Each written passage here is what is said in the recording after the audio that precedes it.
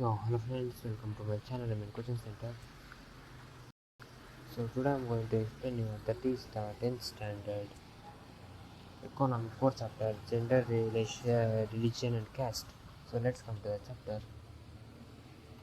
So public and private division, a form of hierarchical social division seen everywhere but is rarely recognized in the study of politics. Division of labor in society is based on gender. Women is only for work in house and men is only for work outside to work. And when these jobs are paid for, men are ready to take up the jobs. And earlier only men were allowed to participate in the affairs of in many countries of world. Women in different parts of the world organized and agitated for equal rights. So worldwide agitation and gender division mobilization improved women's role in public life. Next, women in India. So in India, still have patriarchal and the literacy rate among women is only 54% compared to with 76% among men, and the girls dropout rate is higher than boys in school as well as higher education. The proportion of women among highly paid jobs is very small, and the specific sector like film, sports, factories don't follow the equal pay, equal work act. Even in same work, and urban areas have become particularly unsafe for women. And women's percentage is low in participation of public affairs and legislative, but women representation is ensured in local government after the 73rd Amendment of Constitution. Next, religion, communalism, and politics. Religion is different or regularly communicated in the fields of politics. Gandhiji used it to state that religion can be isolated from government issues. According to Gandhiji, politics must be guided by ethics drawn from all religions. According to human rights, minorities are always targeted. The targeted to minorities are always targeted in communal riots, and they have demanded that the government should take special steps to protect religious minorities. And women's movement have argued that the family laws of all the religions discriminated against women, and they demanded to ensure their equality by improving the existing law, and people should be able to express their needs, interests and demands as a member of a religion community. Next, communalism. Religion is the principal basis of social community is main idea on which communal politics is based.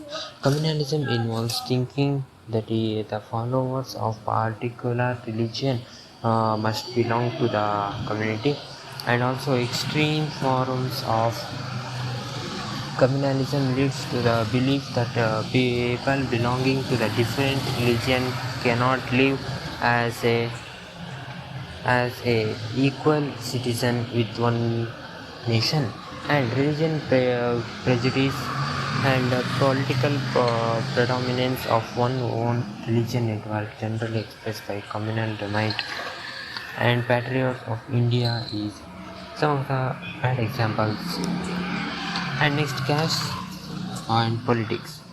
So caste system is an extreme form of this. So the hereditary occupational division was sanctioned by rituals. Members of the same caste group practiced the same occupation, married within the caste group, and caste system was based on discrimination against the outcast groups, and also the practice of untouchability. Political leaders and social reformers like Jyotirao Phule, Gandhiji, B.R. Ambedkar and advocated and worked to establish a society in which caste inequality are absent.